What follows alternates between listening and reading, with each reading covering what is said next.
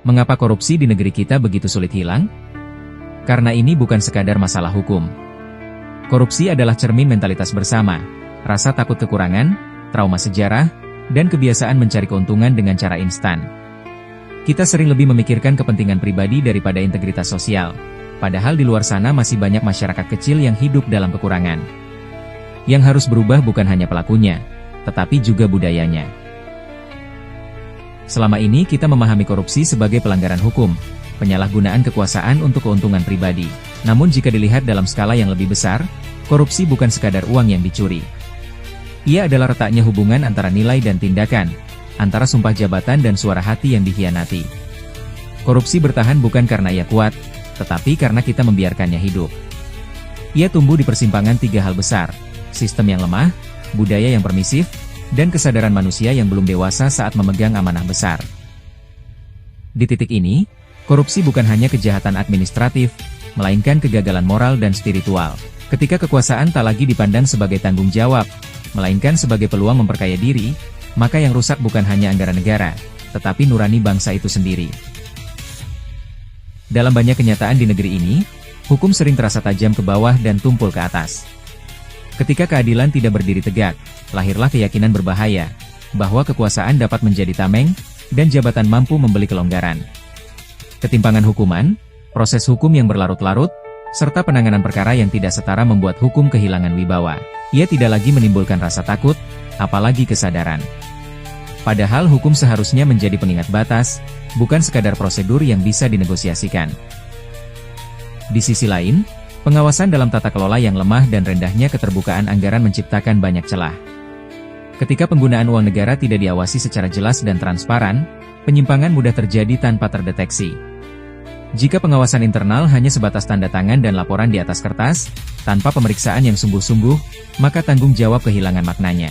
Aturan ada, tetapi keberanian menegakkan tidak ada. Tata kelola yang rumit dan berbelit-belit juga membuka peluang penyalahgunaan.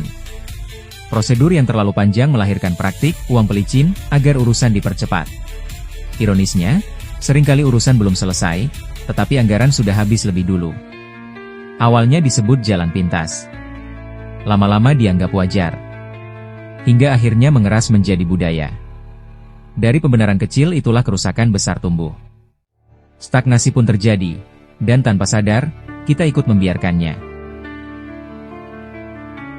Biaya politik yang tinggi juga sering memengaruhi menjadi pintu masuk korupsi sistemik.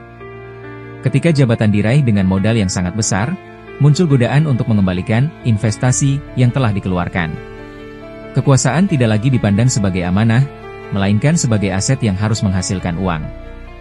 Dari sinilah praktik politik uang berakar dan diwariskan. Di sisi lain, kesenjangan ekonomi yang tajam memperkeruh keadaan. Dalam struktur yang terasa tidak adil, sebagian orang mulai membenarkan korupsi sebagai cara bertahan hidup, bahkan sebagai kompensasi atas sistem yang dianggap timpang. Ketidakadilan dijadikan alasan untuk melahirkan ketidakjujuran baru. Namun di titik ini kita harus jujur, tidak semua kemiskinan melahirkan korupsi, dan tidak semua kekayaan dapat mencegahnya. Artinya, persoalannya bukan semata soal ekonomi. Ada dimensi yang lebih dalam, cara pandang terhadap amanah, integritas, dan nilai diri. Ketika suap disebut uang rokok, ketika pungli disamarkan sebagai biaya administrasi tambahan, bahasa berubah menjadi alat pembenaran. Kata-kata yang lembut dipakai untuk menutupi perbuatan yang keras. Yang salah tidak lagi terasa memalukan, karena sudah dibungkus istilah yang terdengar biasa. Lama-kelamaan, masyarakat tidak lagi marah, bahkan berhenti curiga.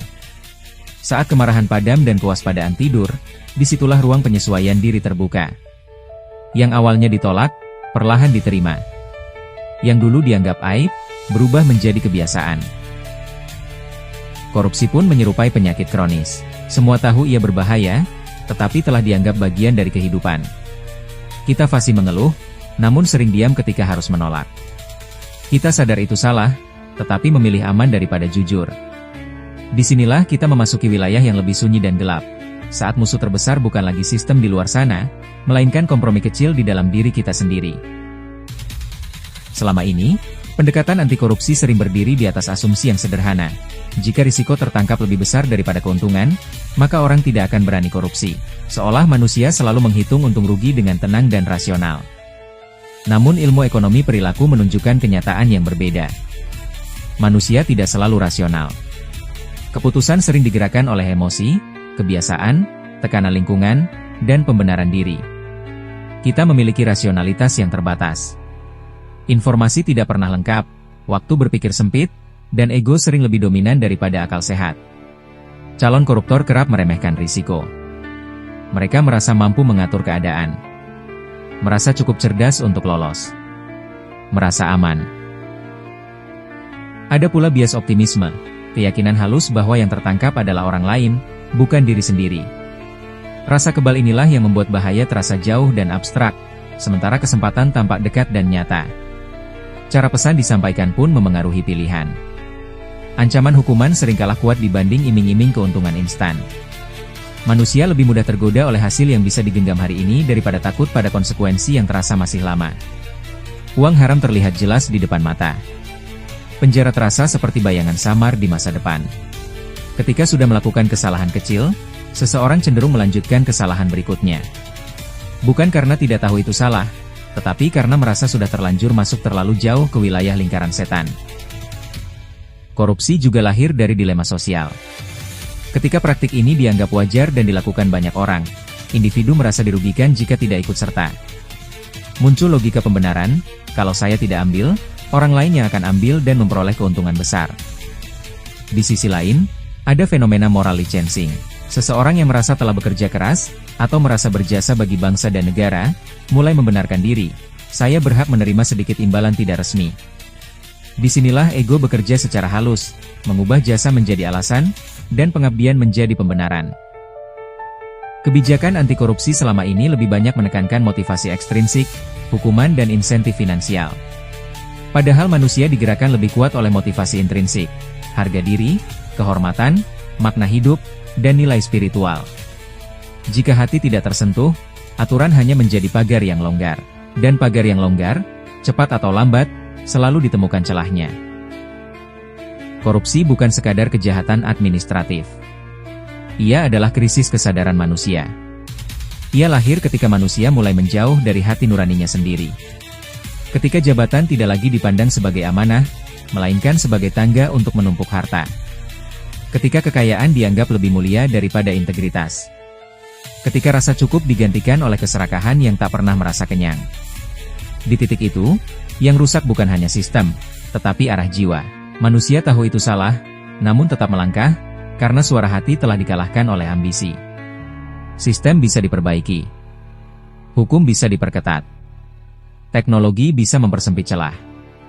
Namun jika kesadaran manusia tidak bertumbuh, korupsi tidak akan hilang.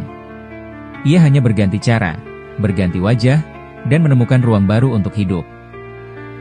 Maka di titik ini, pemberantasan korupsi tidak bisa berjalan setengah hati. Ia harus bergerak dalam dua arah sekaligus, memperbaiki sistem di luar, dan membenahi kesadaran di dalam. Dari luar, reformasi hukum yang benar-benar adil dan ditegakkan tanpa pandang jabatan. Transparansi anggaran berbasis teknologi agar setiap rupiah bisa diawasi publik. Penyederhanaan birokrasi agar tidak ada lagi celah yang disembunyikan di balik kerumitan prosedur. Pengawasan independen yang kuat, berani, dan tidak bisa dibungkam oleh kekuasaan. Namun itu belum cukup. Dari dalam, pendidikan karakter sejak dini, bukan sekadar teori, tetapi latihan kejujuran dalam tindakan. Penanaman nilai amanah dan rasa cukup, agar jabatan tidak berubah menjadi alat memuaskan nafsu. Budaya malu terhadap ketidakjujuran, bukan budaya bangga pada kelicikan.